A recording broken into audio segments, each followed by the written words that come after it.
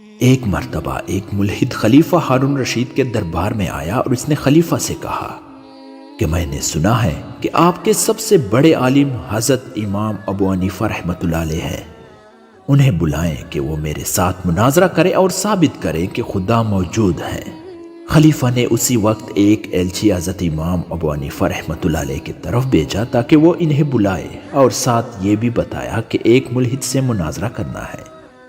وہ ایلچی حضرت امام ابو حنیفہ رحمۃ اللہ علیہ کی تلاش میں دریا کے کنارے ان کے ٹھکانے پر پہنچا اور اس نے خلیفہ کا پیغام حضرت امام ابو حنیفہ رحمۃ اللہ علیہ کو پہنچایا۔ آپ نے خلیفہ کا پیغام سننے کے بعد پیغمبر سے کہا کہ وہ جائیے، میں تھوڑی دیر بعد میں پہنچ جاؤں گا۔ ایلچی نے دربار میں پہنچ کر حضرت امام ابو حنیفہ رحمۃ اللہ علیہ کا پیغام خلیفہ تک پہنچایا۔ کافی وقت انتظار کرنے کے بعد بھی حضرت امام ابو حنیفہ رحمۃ اللہ علیہ دربار میں نہ پہنچے تو اس ملحد نے بڑے طمطراق سے کہا کہ دیکھیے خلیفہ محترم، آپ کا بڑے سے بڑا عالم بھی میرا مقابلہ کرنے کے لیے تیار نہیں ہے، کیونکہ وہ جانتا ہے کہ وہ حق پر نہیں ہے۔ خلیفہ نے پھر ایلچی کو بھیجا کہ آپ فوراً دربار پہنچیں۔ آپ نے پھر وہی بیان فرمایا۔ جب انتظار کرتے ہوئے کافی دیر ہو گئی، قریب تک کہ پیمانہ انتظار لبریز ہو جاتا، حضرت امام ابو حنیفہ رحمۃ اللہ علیہ دربار میں پہنچ گئے۔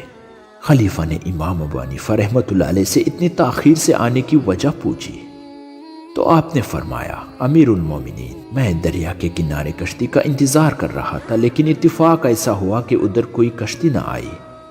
اچانک کیا دیکھتا ہوں کہ ایک درخت اکڑ کر پانی میں گرا، اس کے گرتے ہی درخت کے کئی تختے بنے اور پھر وہ تختے آپس میں جڑ گئے اور اس کے بعد ایک کشتی تیار ہو گئی اور اس کشتی میں بیٹھ کر دریا کے پار آیا اور پھر یہاں پہنچ گیا۔